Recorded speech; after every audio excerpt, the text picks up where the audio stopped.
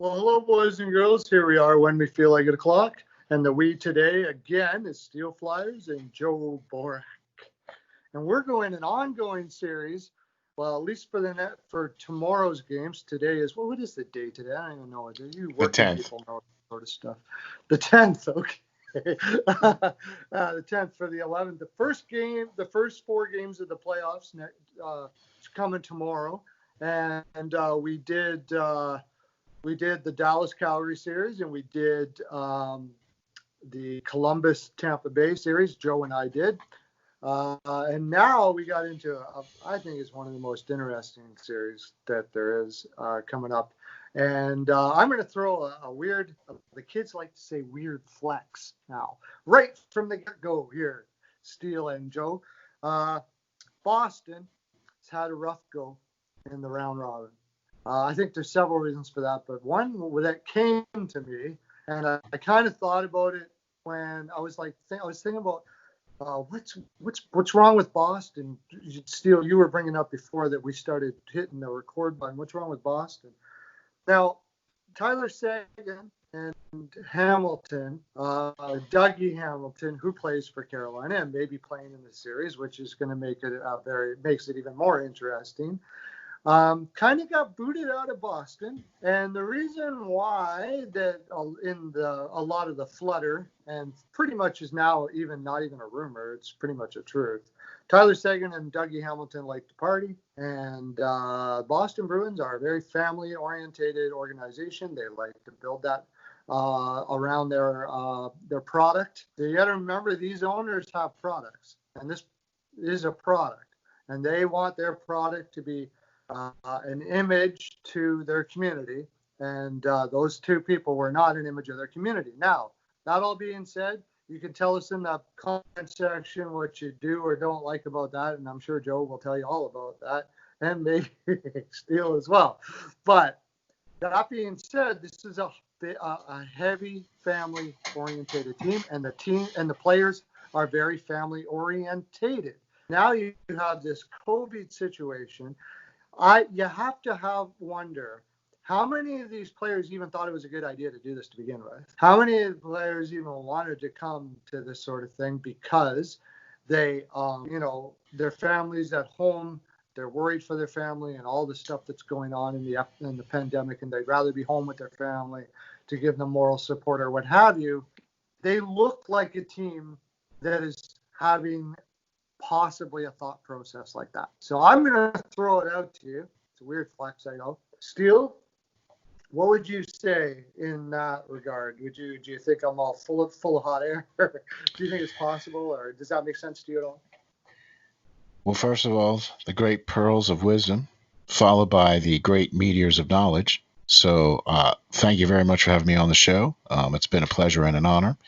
And I'll tell you what, that was the first question that I asked was, what's wrong with Boston? Because they looked lethargic. They looked like they were just not playing like the team that won the President's Cup. And you're saying that it's because of them being a very family-oriented team and possibly. Okay. And I'm going to counter that with this. I can understand that to a point. I understand that when you sign up to play hockey, you're going to be away from your family. And that's what you agreed to going into this. And they voted, 78% of the players voted, okay, to say, let's go ahead and play hockey. So that leaves, quick math, 22% of the people, 22% of the players, right, that said that they didn't want to do this. Were all 22% of those players on the Boston team? Probably not. But were a good percentage of them? Maybe. Who knows? But I think that's a point that we need to bring up, because 78% of all the players voted to go ahead and do this.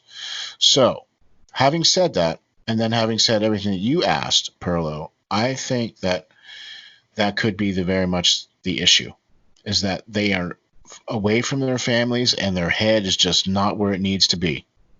Okay, they're worried about things. They're not worried about things. They're They're not worried about hockey, that's for sure, because a team that's won the President's Trophy, that scored that many points throughout the regular season, won that many games, that did not look like Boston Bruins.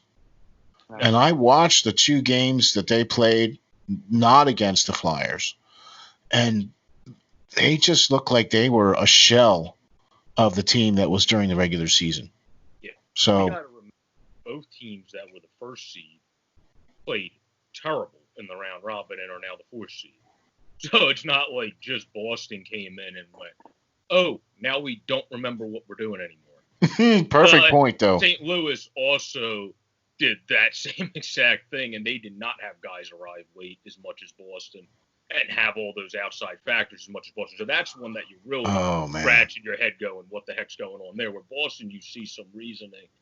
My thing is, I like a family culture in a locker room. The only problem I have is Flyers mix it, other teams mix it.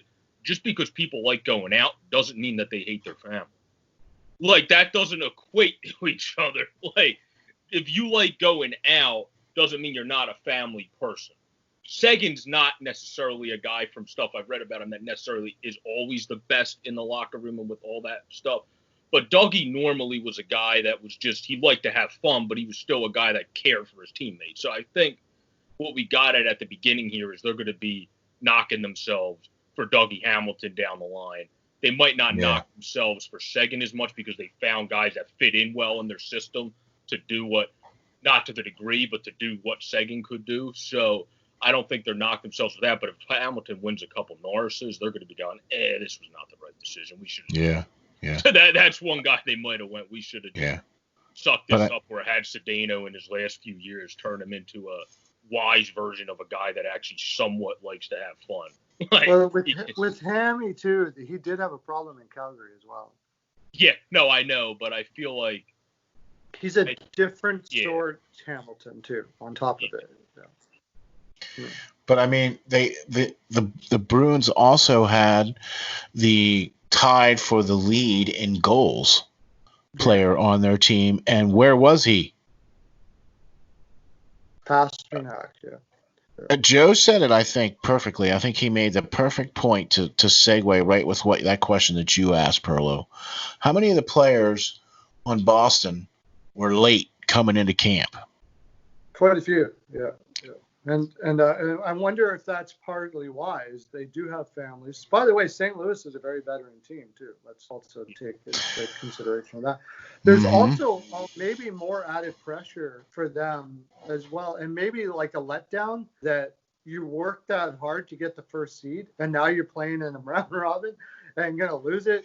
You know what I mean? Yeah. All of this is stuff that professionals need to deal with. Don't get me wrong. Of course, you can't use them as excuse. But people lose for reasons, and there's reasons, and this sounds like a whole bunch of stuff that could be reasons, right?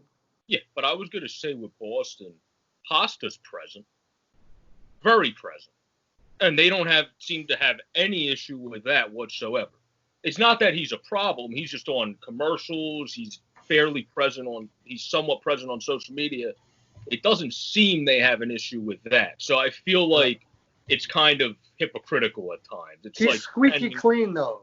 He's squeaky clean, but you talk about how just because you don't want anything to happen, you would like them to limit their social media presence just for safety and, like, precaution.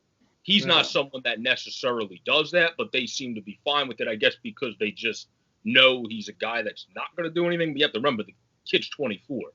There's a chance when you're 24 years old, there's a chance you're going to put something stupid on social media, just not to your own fault. Possibly. I think unless he has some people wrangling for him. I think it's possible that he could also. They're pretty confident Pasta's not going to do that. Just imagine if Boston got Ovechkin. Yeah, just imagine if Boston got Ovechkin. Anyways, that would have been devastating for them. Maybe he didn't hire anybody. You know what?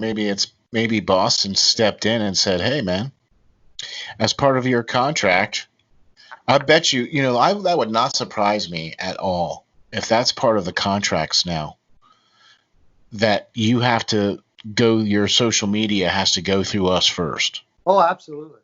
You know what I mean? Like, no doubt about it. Yeah.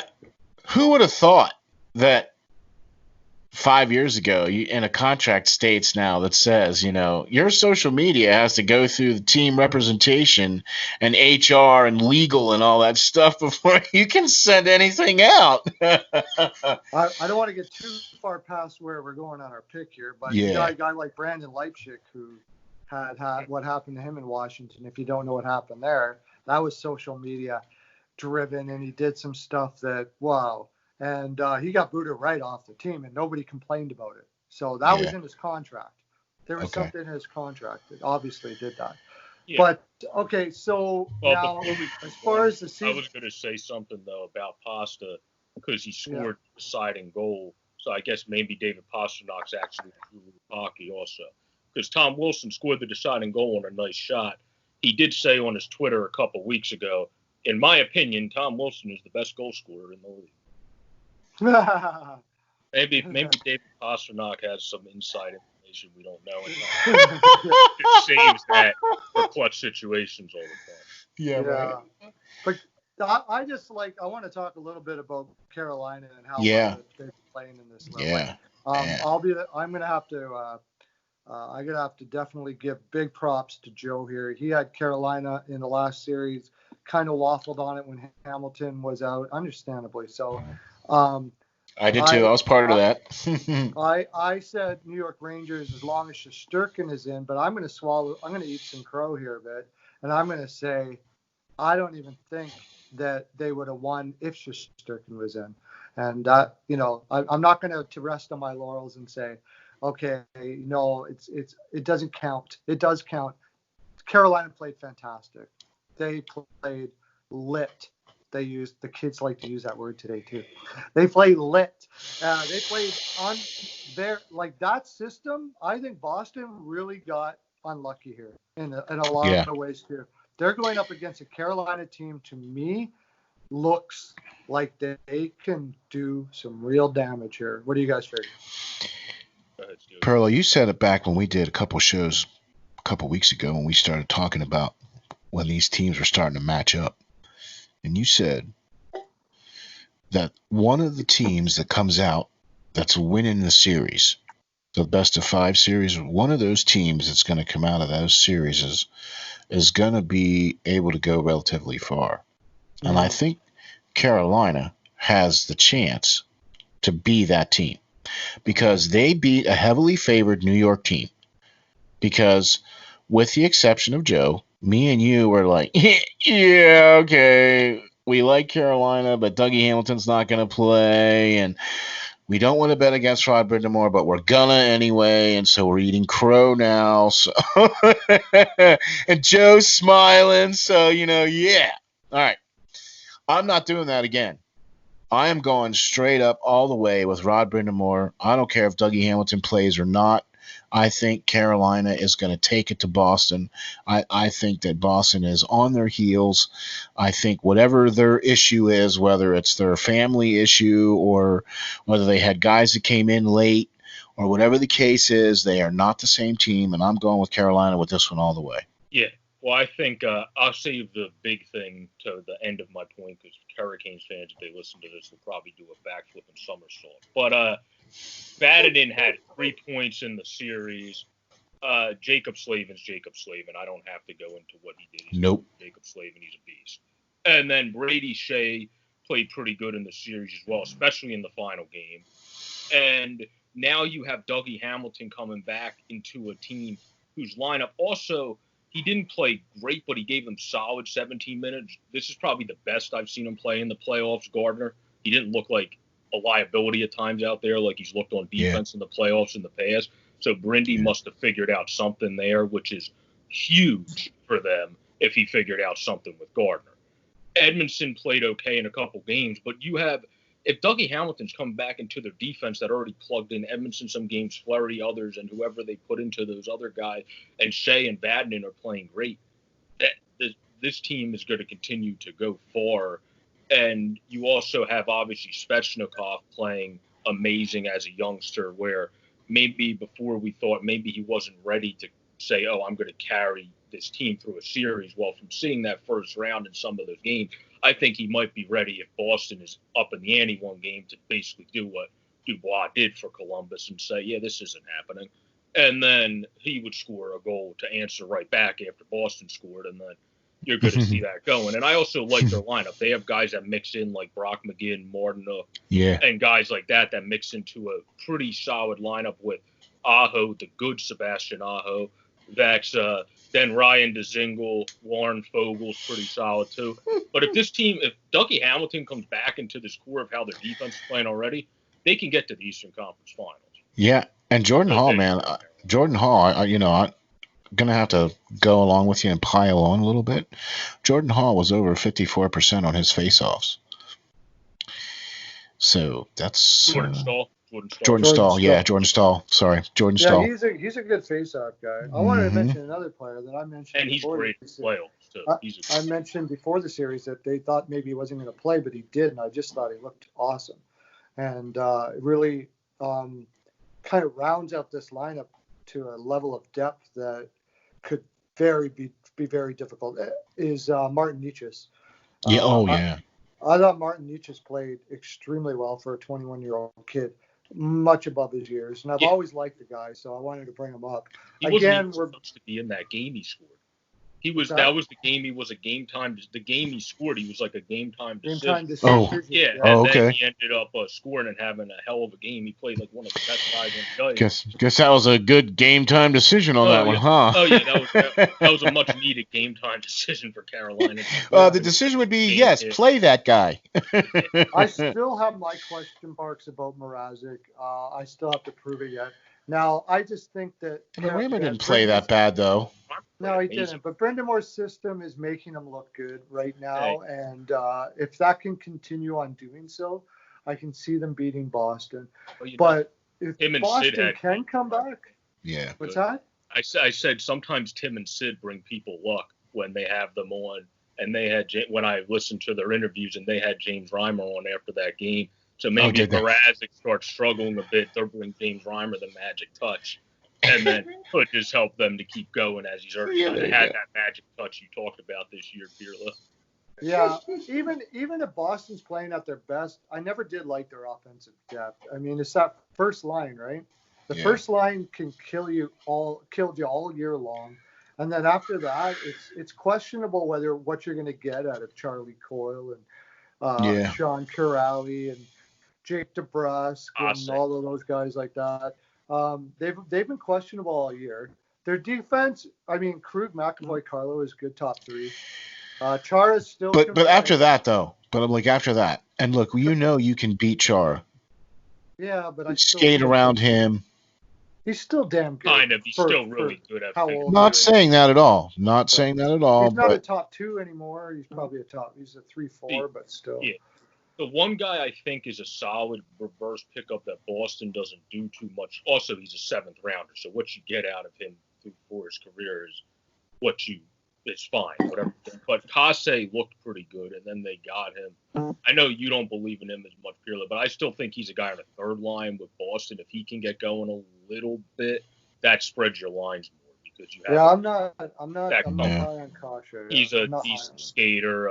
He's a guy that normally, when playing his best, he was also in a system in Anaheim, who's another team I also write for now and over time. That is not the most efficient on defense. Let's just go with that as currently. So that's going to bring down your defensive numbers a little bit, and I think he'll look better on Boston. I don't think he's going to look amazing, but I mean, I think he'll fit good in the Boston. We'll see what he can do next year if he can get his confidence back, but I wouldn't put any high ratings on it being there for the playoffs really that much. Yeah.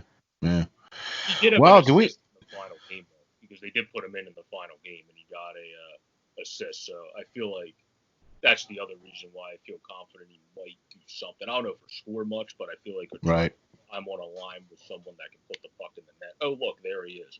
And he's pretty good at passing and closer passes. I feel like he might take advantage of that. So we got three cherries straight across on this one. We got 3 for Carolina, by the sound of it. Yeah. Boston has a chance if Tuukka Rask blows it out. If that top line gets back grooving again, they will be dangerous. They can get back their mojo. Yeah. They could definitely, but until I see it, I got to pick Carolina. So we're looking three-way Carolina here. And they're Yeah. not even fully healthy yet. Like we said, Dougie Hamilton's not in. The defense is playing. Exactly. Exactly. Yeah. And so it's, look, we all know, we've all seen that Boston, if they want to, can be that team. Yeah. Okay. Yep. Absolutely. But it's that key phrase, want to. And if they don't want to, I'm sure they want to, but I mean, team play is team play. Sometimes people can't put their finger on it. That's why you've got a coach to put their finger on the situation and change things up. So we're going to see what Cassidy can do. This is probably his first time that Boston has really looked like they were down and out, and we'll see what he can do to get his finger on that. quick question for you. Now that Boston is down and out and they're on the verge, okay, and we're not supposed to judge on playoffs or anything like that.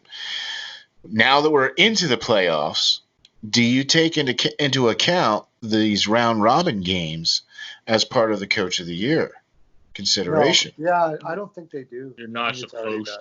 Yeah. I know. I think I know. I think they probably had them submit the votes, like I said before, because it would be kind of dumb to have them vote after the first round and then have it be like, well, you can't show any bias. It's like, that's just not a thing. People are automatically going to show biases if you have. That sounds like a video-worthy thing that we may do sometime. But we should probably finish her off here. We say Carolina all the way around. Thank you for listening, boys and girls. You guys let me know where you are. Where can we find you there, Joe and Steel Flyers? Steel Flyers? You can find me on Twitter at SteelFlyers52. Also, you need to follow these guys. The Meteors of Knowledge at Joe Borek and the Pearls of Wisdom, man. You guys really need to follow these guys and check them out, man, because they're two of the greatest. You can check me out on the web, www.steelflyers.com, where you can also follow these guys as well, too. So come over and check it out. One-stop shop. All your podcasts, all your videos, and everything. And then for us, our True Philadelphian Sportscast is shared on Steel's great website, which is spelled out on Instagram to find it, and True, TRU_Philly Sport on Twitter to follow the podcast account. My own Twitter is at JJBoric26. And then I also write for OT Heroics, Pub Sports Radio, and Flyers Nitty Gritty with Jamie Bascow, along with some stuff on others as well. But it's been a blast being on here. Go get him, Pete. You're a former Flyer. You did good for 3 games, but I would like to see you continue to do well. And James Reimer's a guy that's still with Dort in Toronto, and I appreciate watching Tim and Sid. Great interview with him, so I'd like to see him do well. Those are 2 goalies that never have been the greatest, been solid, but I like both of them. So go get them, guys. There you go. All right, guys. Thank you very much for coming in. You can search me at BPOW Picks, as everybody knows, and on these guys find programming a lot as well. Have a great day, everyone. We're going to do another one coming up right next, so be on the edge of your seats. Okay, bye.